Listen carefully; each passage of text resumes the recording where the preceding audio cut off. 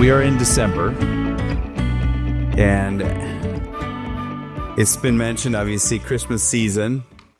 Maya is our Christmas queen at our house, and so we love it. She brings all the special little ideas for Christmas, and we're looking forward to it. And I'm thinking about the passage of time.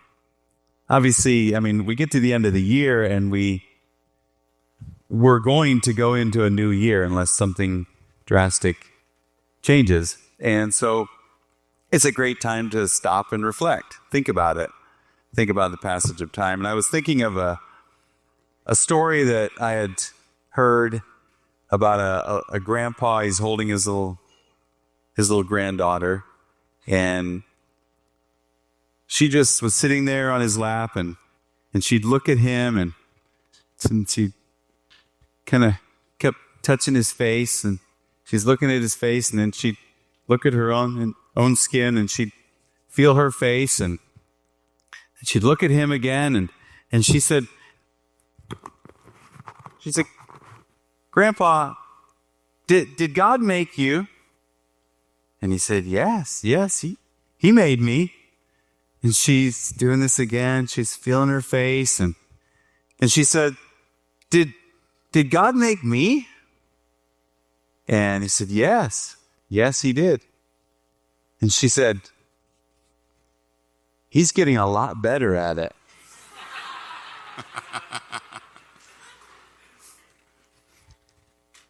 She was definitely observing the passage of time on the lines in her grandpa's face. I was thinking of, if we look at what's going to happen and look at what has happened, what will we say later about what we did now? What will you say in 5 to 10 years about, let me get this straightened up here. What will you say later about what you're doing now? And if you look at the things you did in the past, what do you regret? What do you value? If you just go through time and don't remember and don't reflect on it, you won't learn from it. So this is a call to learn from the past. I want to go into a story, but when I think of the worldscape and I think of all of the opportunities around us, I really believe that there has never been a greater opportunity. There's never been greater opportunities in any of our lifetimes than what we are experiencing right now. It's also, it may feel more volatile, may feel more uncertain, but it's also more opportunity. So if you think about what do you look forward to the opportunities in front of us. If you've been waiting on the Lord to give you a sign of the times or a sign of something that has been on your heart, here's your sign. Let's just make tonight your sign. The title for tonight's message is "The Time Is Now." I want you guys to let that reverberate in your heart. The time is now. I want to tell a story from the book of Ezra, and I'm not going to read the whole thing. I'm going to skip through because just for sake of time, but I'm going to go through, and whatever verses, I have a bunch of them on my notes here, and I'm not sure if I'm going to read all of them, but I want you to hear what's happening. The Israelites were captives. Nebuchadnezzar had come in and destroyed the temple and carried away all of these captives to Babylon. Now here comes King Cyrus. Ezra 1:1. In the first year of King Cyrus of Persia, the Lord fulfilled the prophecy he had given through Jeremiah. He stirred the heart of Cyrus to put this proclamation in writing and to send it throughout his kingdom. This is what King Cyrus of Persia says. The Lord, the God of heaven, has given me all the kingdoms of the earth. He has appointed me to build him a temple at Jerusalem, which is in Judah. Any of you who are his people may go to Jerusalem in Judah to rebuild this temple of the Lord, the God of Israel, who lives in Jerusalem, and may your God be with you. Wherever this Jewish remnant is found, let their neighbors contribute toward their expenses by giving them silver and gold, supplies for the journey, and livestock, as well as a voluntary offering for the temple of God in Jerusalem. Wow. What is going on here? Think of it. Cyrus was a pagan and idolatrous king. What business does he have giving a proclamation about what the God of heaven is telling him to do? Cyrus was an outsider. And yet God spoke to him and gave him instructions, and he listened. It's amazing. He listened. In Ezra 3:3, it says, even though the people were afraid of the local residents, they rebuilt the altar at its old site. Then they began to sacrifice burnt offerings on the altar to the Lord each morning and evening. So they went, traveled there, they started to rebuild the temple, and I skipped some of the verses about laying the foundation. They had a big celebration when they laid the foundation. But I'm going to go to verses 7 and 8 of Ezra 3. Then the people hired masons and carpenters and bought cedar logs from the people of Tyre and Sidon, paying them with food, wine, and olive oil. The logs were brought down from the Lebanon mountains and floated along the coast of the Mediterranean Sea to Joppa, for King Cyrus had given permission for this. The construction of the temple began in mid-spring during the second year after they arrived in Jerusalem. So they were there for a whole year, and they started getting these supplies, and in the second year, the construction began. The workforce was made up of, there's a bunch of people. All right. I'll skip that. It was made up of specific people assigned to do this work. In Ezra 4, verse 4, it says, then the local residents tried to discourage and frighten the people of Judah to keep them from their work.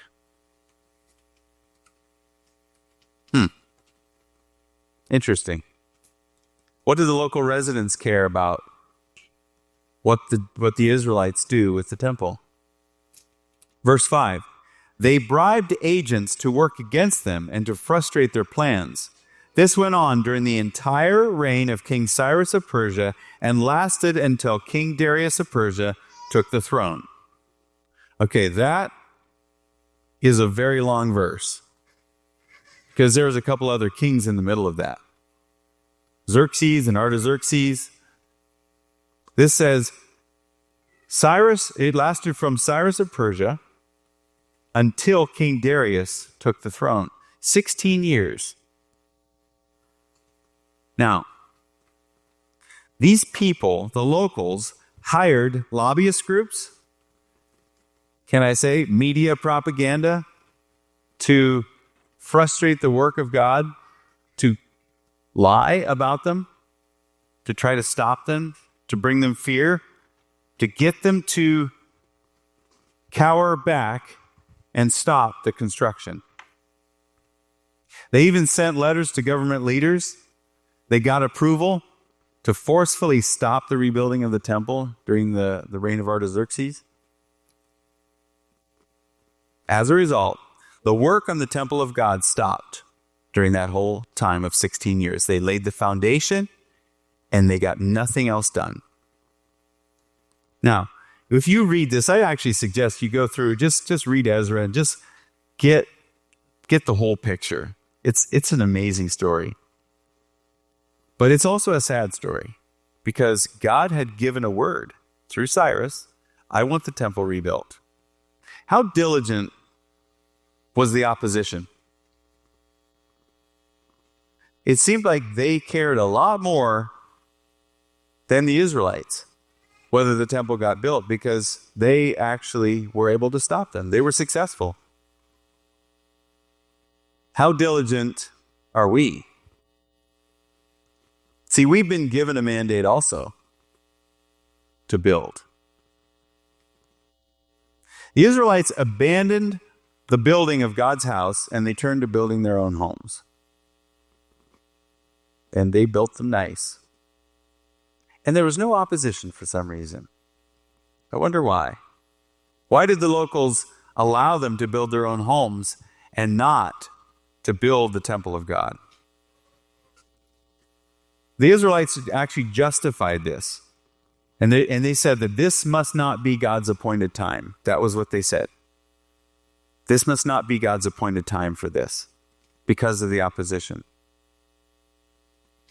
See, if we allow opposition or circumstances to determine God's will in our life, we're going to miss it.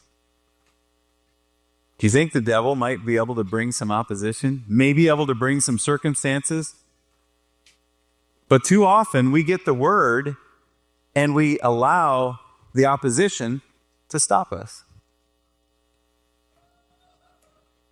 Eventually, God, tired of their complacency, he raised up the prophet Haggai, which is a cool name. Hey, guy, come over here. Some of these old prophets, like the names Malachi, I always think he must have been Italian. It's like Malachi. But, hey, guy, come here. I got a message to give. He must have been from New York. Hey, guy, get over here. I got to go tell them this story. Go read it. Read about it. Read what Haggai said. But this is what God said through Haggai. Why do you build your own houses and take care of yourselves, but refuse to obey me and build what I want? Now, God laid it out very clearly. Why are you doing this? The people actually listened to Haggai. They got fired up, and they started building again. And, just like clockwork, opposition and slander started right back up again. The locals tried to do it again. They sent a bad report to King Darius. But this time, the Israelites said, we will send our report as well. Now, look at that. The Israelites got involved in government. Amazing. And they got some stuff done. They sent a message to King Darius and they said, look in the records and find the decree from King Cyrus, because we have an older truth. Because the slander and opposition was saying this is always a place of unrest and all this stuff.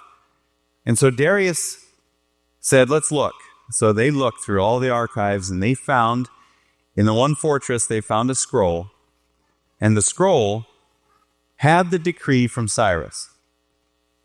I want to read what Darius said after he read the decree. And it literally lists it. It says exactly what Cyrus said. Take this and also fund it. So after that, Darius told the lobbyists and the slandering media and the propaganda and whoever else was there trying to stop them. He said, as Ezra 6, verse 7, do not disturb the construction of the temple of God. Let it be rebuilt on its original site, and do not hinder the governor of Judah and the elders of the Jews in their work. Moreover, I hereby decree that you are to help these elders of the Jews as they rebuild this temple of God. You must pay the full construction costs. I like Darius. Without delay, from my taxes collected in the province west of the Euphrates River, so that the work will not be interrupted. Give the priests in Jerusalem whatever is needed in the way of young bulls, rams, male lambs for the burnt offerings presented to the God of heaven, and without fail, provide them with as much wheat, salt, wine, and olive oil as they need each day. Then they will be able to offer acceptable sacrifices to the God of heaven. Again, remember, this is a pagan king. They'll be able to offer acceptable sacrifices to the God of heaven and pray for the welfare of the king and his sons. Those who violate this decree in any way will have a beam pulled from their house. Then they will be tied to it and flogged, and their house will be reduced to a pile of rubble. He was serious. One of the translations says he will have a beam pulled from his house, and they will be pulled out and impaled on it. Like, man, this guy, he was like, you guys are going to do this. All right, verse 12. May the God who has chosen the city of Jerusalem as the place to honor his name destroy any king or nation that violates this command and destroys this temple. I, Darius, have issued this decree. Let it be obeyed with all diligence. You can believe they got busy building, and those that had tried to slander, they came right back in and they started helping, and they funded the whole thing. They got it built.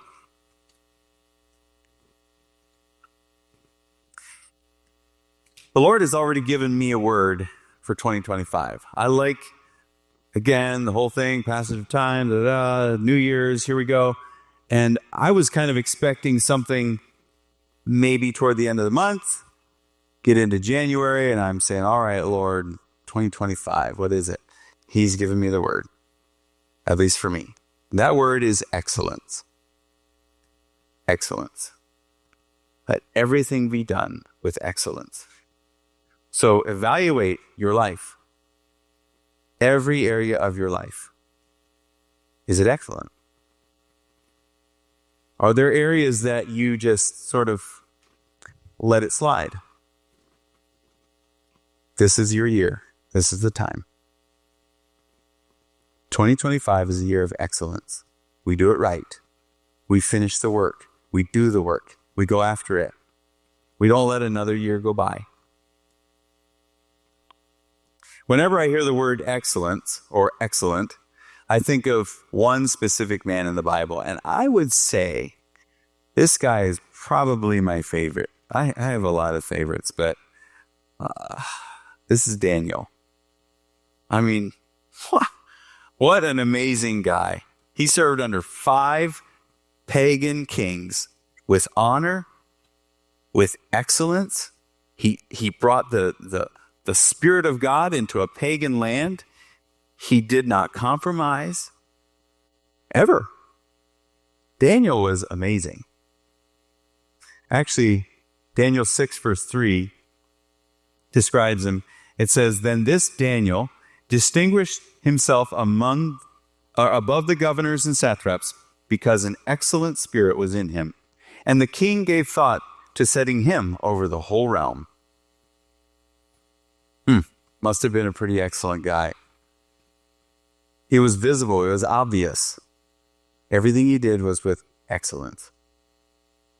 Isn't it time that we obey the Lord and we complete the construction of his church? What's his church look like? If you think of in construction terms, in fact, maybe this is kind of a carryover from the last time I was up here with tools. But what does the church of God look like in its construction? Isn't it time that we just stop being petty? Stop being selfish? Stop being whatever that's ungodly? Isn't it time? I mean, how long are we going to keep doing the same thing and expect different results? It's time that we start thinking about the big picture.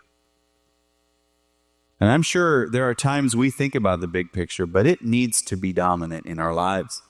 It needs to be something that informs our everyday. See the big picture. Let it be in front of you all the time. I had a dream, and I want to tell what happened in the dream. These little things have something to do with this dream. This is as close as I can get to cinder blocks. All right.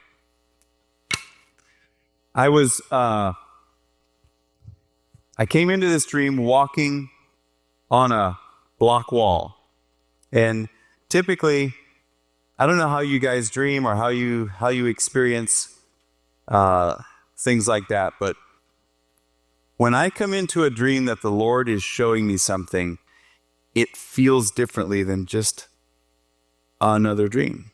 And I feel it. There's a veil that passes my face.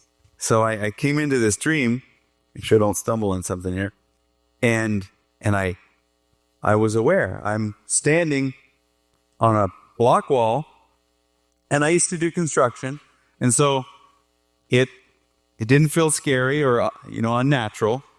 So I started walking on this wall, and I was just admiring how nice and straight everything was.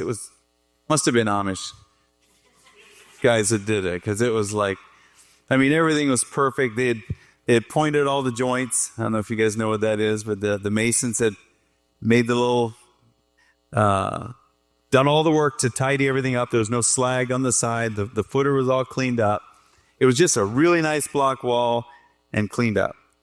And I got to where the wall just ended. I was just admiring it, and all at once I said, well, there's no wall. And I looked up, and here there was just an opening, a gap in the wall. And about where the chairs start, the wall started up again, and nice and straight, made a turn, and over there was a gap in that wall. It came over to the corner and back over here, and over there was another gap in the wall. And then it turned the corner and came back over to me, or came back over here, and then over to the wall that I was on. And I realized, okay, there's 4 walls here. 1 wall is complete, and the other 3 have big gaps in them. And I heard the Lord. I actually asked him, I said, well, what do you want me to do? He said, lay the foundation. Start laying block. I guess get in the dirt. Get muddy. Pour the footer. Start laying block.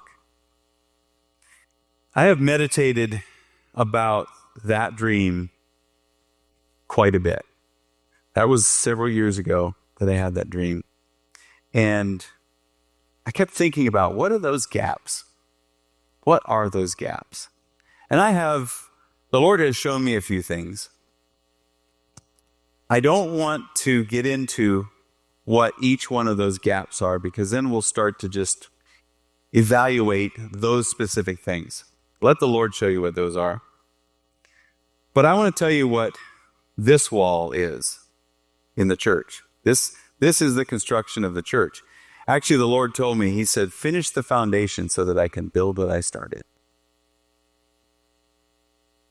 The foundation of the church isn't even completed. So how are we going to get something big that the gates of hell will not stand against? This wall that is complete is the wall of salvation. Everybody agrees on salvation. Like, you can't get to heaven unless you're born again. So everybody in the church, pretty much, all denominations, it's as universal as water. It's like, that's the only way you get to heaven, is if you're born again. If you don't believe that, you're probably not part of the same church. Somehow we've been given the idea that we all need to look the same in order to agree with each other. We all need to act the same. We all need to think the same, or we can't work together. Does anybody remember a message that I preached here? It was called Unity is Not Uniformity. Do you remember that? It was the old sanctuary. There was a lot less people and a lot less space in here. But I preached this message about unity and uniformity, and that so much of our lives has been about everyone be uniform with each other so that you can be in unity. But that does not bring unity. That just makes you look like you're unified. But unity does not require you to look the same. In fact, if you all agree with me, I don't need you. Right? All I need is one opinion. If we all have the same opinion, you guys can all leave, because I already got one. I need you to disagree with me. There needs to be some, if it feels like two people are arguing with each other, but they come to an agreement. The agreement is better than either of them by themselves because they were able to talk through it. So I put this stuff together, and I'm just going to, I'm going to do something here. This is, I don't know if you guys can see this, but these are the narrow blocks. So this is the wall of salvation. It's already tipping. How tall can I make this? How tall can I make this thing? Oh, come on. I was hoping it'd at least stand. But, I mean, it doesn't take much. And this thing, if I would jump, that thing would fall. I mean, now, what if someone goes, well, I'm going to build this. Like, this is a very simple visual, but this was in the back, and there's some Lego fanatics back there that were building different things. Even if you try to balance it, it's not as stable. I'm not even going to leave this thing sit here because it's going to fall. But see this. This is the salvation wall. This is all we have as the church. We keep trying to build this wall, and it just gets bigger and bigger and collapses on itself. And there's a church split, and everything falls down into the basement, and we have a mess. And people go, I'm out. I want to have nothing to do with this. The church is a mess. I hate it. How many people that don't come to church made that decision just on their own without some conflict, some break, of some kind? That's what does it. Now, what if, I don't want you to see that I did this beforehand. Okay. Pieces, all right? If I take these pieces and I make,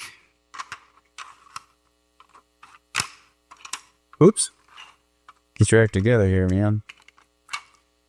All right, so if I take these pieces and I put them together, I really wanted to have to do this on stage. They hold each other together. They make a square. Each one of these walls being complete. Now how tall can I build this? If I would just keep putting these together, there's some cool stuff. I could even put different size things on here.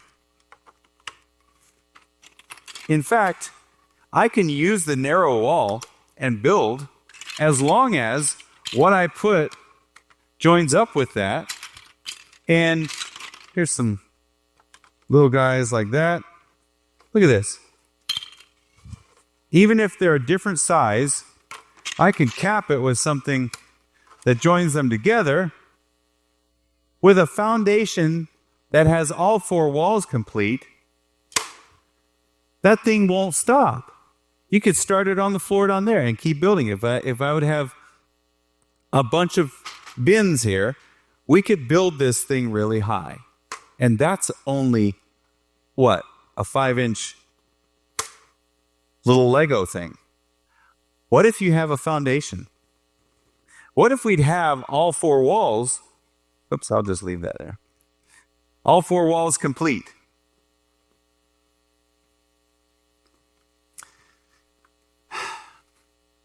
There's been a lot of opposition. Do you think the devil cares if you build a nice home and live in it? Do you think the devil cares if you come to church and worship God? Even with this group here. Do you think that bothers him a whole lot? Sorry, it does not. Because this gathering, as we sit here tonight, is not changing the culture. Sorry, kind of a downer, but okay, we're on live stream. Maybe someone's watching that has never been to church before. But we're here because we all believe the same. We all agree. Okay, maybe we have our four walls as in this church. But what about someone who believes something that you believe is wrong? You go, that's not right.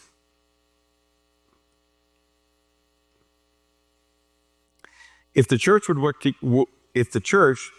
together, it would heal our country.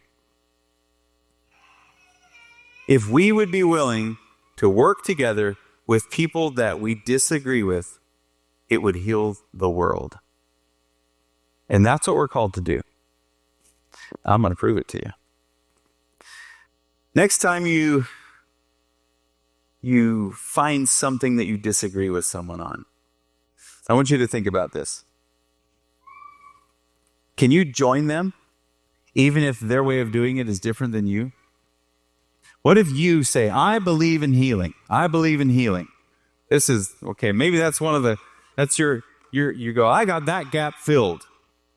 And that guy has a major gap because he just goes to the doctor all the time and he doesn't believe in healing. And he wants money for his hospital bill. And God says, give him money for his hospital bill. You go, no, I believe in healing. And God says, pay for his hospital bill. Do you think that by you agreeing with him in paying his hospital bill, do you think that will take him away from the Lord? Do you think that will teach him something that isn't true? Why don't you just help him? There are so many times I hear stories of people talking about other people and they say, yeah, well, did you hear that do you see how they parent their kids? Why don't you go help them? Well, they don't want to receive help. Second, that's another issue. We need to be willing to receive help. We'll get to that.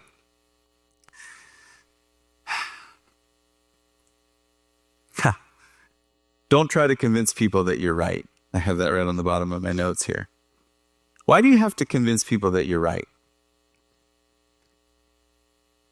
I'll tell you why if you want to hear it. Most of the things that we think we believe, we have to have agreement or we're not sure we believe it. If you know what you believe and nobody else agrees with you, does that change it? So often we look for agreement from other people to validate our own fears and to go, well, okay, I guess we all believe this, right? How about you find it on your own? Learn what you believe, go to the Lord, go to the Word, get revelation, and believe it. Be willing to change. Be willing to take everything that you thought you believed, throw in the trash, and then pick up the Word and read it. Oh, well, there's something. That's just like what I threw in the trash. I guess that must be all right.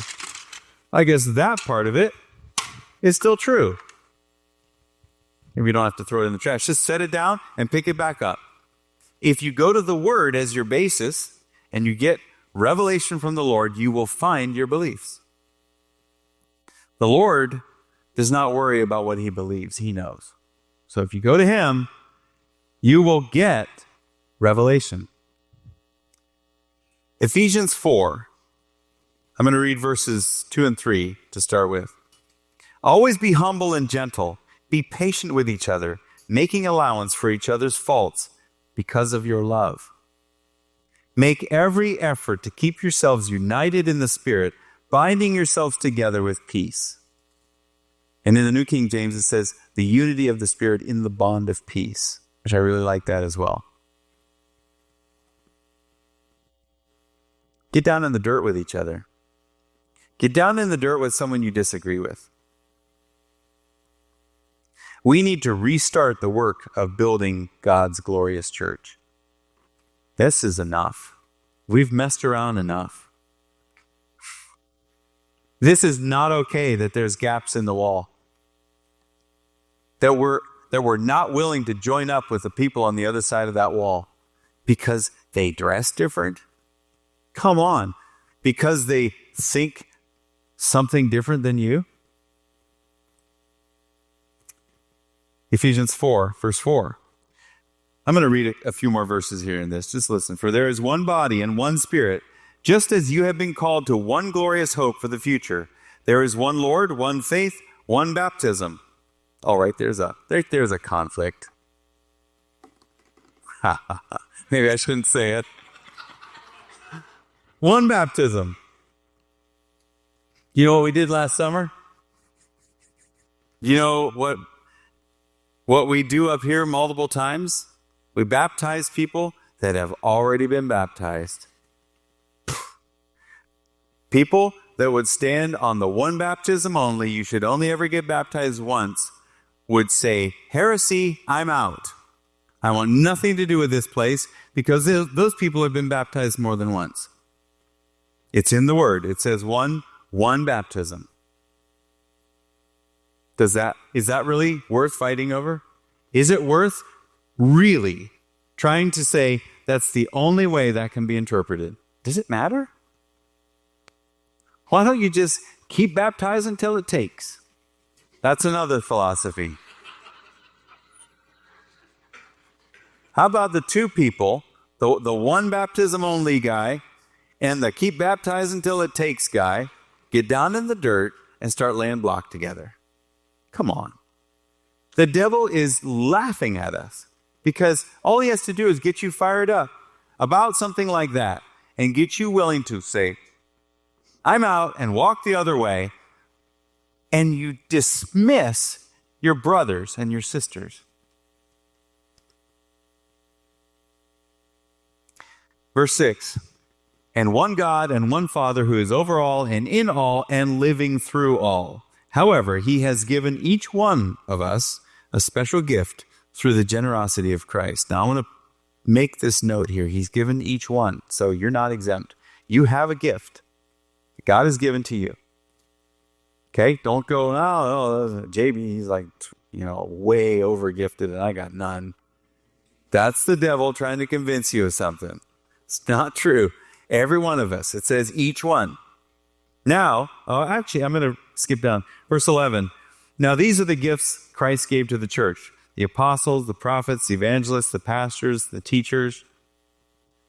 Their responsibility is to equip God's people to do his work and to build up the church, the body of Christ. Actually, I keep stopping myself here, but listen to this. Their responsibility is to equip God's people.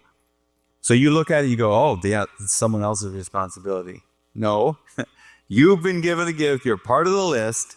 Every one of us has the responsibility to equip God's people to do his work and to build up the church. This will continue until we all come to such unity in our faith and knowledge of God's Son that we will be mature in the Lord, measuring up to the full and complete standard of Christ. Then we will no longer be immature like children. We won't be tossed and blown about by every wind of new teaching. We will not be influenced when people try to trick us with lies so clever they sound like the truth. By the way, I'm going to interrupt myself again. You guys don't listen longer than, I got to make sure I keep stopping here, because listen to this. That's one of the tricks. Don't be willing to change. I've heard this. No, you got to know what you believe, and you can't change because you don't want to be tossed and blown about by every wind of new teaching. What if the new teaching comes from Jesus? Have you ever thought about that? Yeah, but as a church, we don't do that. We don't agree with that. What if Jesus does? It's only new if it's different than Jesus, because he taught it. If what you believe disagrees with something new, quote unquote new, that Jesus is saying, throw away what you've always believed. Because Jesus was from the beginning. So the new is something you've been believing that's been false. Am I making sense? All right. Man, none of this stuff's in my notes. Instead, we will speak the truth in love, growing in every way more and more like Christ, who is the head of his body, the church. He makes the whole body fit together perfectly. As each part does its own special work, it helps the other parts grow so that the whole body is healthy and growing and full of love. That sounds like a healthy family. What are your families like? Do you have a healthy family? What does a healthy family look like? Think the dad and the mom and the kids, whether there's 1, 2, 5, or 12 or more. They're in this group together. As they get older and mature, they begin to take correction from each other. Now, the younger ones, I won't look at them. No, I will. Mike is ducking down. The younger ones, it's harder for them to take correction from each other because they go, who do you think you are? You're not the boss of me. They don't, my kids don't say that. Because I want to be my own self and I want to. But as they get older, even the younger ones can go, hey, look at that. Did you see, whatever. Oh, thanks. Oh, thank you. Appreciate it. As the family matures, they begin to build each other up. That's what edifying the body is. An edifice is a structure. Oops, I broke my structure. An edifice is a building. So to edify the body is to build up the body. As we help each other, we build each other up. Now, I'm going to come back to the side of the mature one that just got a correction. Hey, did you know that you should this or this or this or whatever? How mature are we when we get correction from someone else? Are you willing to take it from someone you disagree with? Are you willing to take it from someone who disagrees with you? There are so many things that we think differently on, and it's wonderful. It's beautiful. We shouldn't all think the same. Somebody washes their car every week, and somebody's never washed it in their life. I know of a few. So, what do? Do you think negatively about that person? Do you go, yeah, he's a dirty car guy? I washed my truck and drove into a meeting, and it was like, looked really nice, and it looked like it was going to rain, so I drove right through the garage door of the building, and the guy in there is like, "Oh, you washed your truck?" I said, "Yeah." He goes, "Why didn't you do anything with the wheels? Tires look terrible." I hadn't blacked the tires out. So he found something to pick at, and I could go, what do you think you are? Or I could say, yeah, you're right. That would look a lot nicer. Look at his truck and go, man, that looks amazing. If we're willing to take correction, we will be able to build each other up. This street goes both ways. So be open to it. Young parents, what do you guys know about raising children, about parenting? I'm going to step on a toe here. What do young parents know? What did I know as a young parent? Nothing. Thank you. Exactly. I just had to guess at it. I'm still guessing. I had to my wife and I, we talk about it. What should we do? I don't know. We look around, hope nobody can see we don't know what we're doing. Let's do this and act like we're tough about it. Now, we've learned a few things over the years. We've learned at the expense of our children. But if there's something going on, even in church, if there's something happening and you go, I should help them. And you go to help that parent and the parent goes, it's my kid. You're not the parent. Get away. How possible is that to edify that young family? Is not. They're not willing to take correction. But what if a young family, a young parent would go, oh, what would you do? I don't know what I'm doing. What would you do? Now, you still may not agree, but at least you took the instruction. You may still modify it. It may not be exactly what you do, but be willing to receive correction. Be willing to hear it. Talk about it. Disagree. Be willing to disagree and be full of love. There is something so wonderful about disagreeing in love. I love sparring with people who are not offended because we can get somewhere. We can get some stuff done.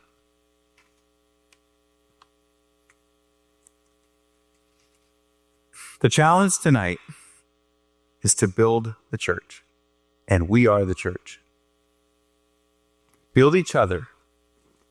Build the four walls. If you find a gap in your own life, maybe you can ask for help.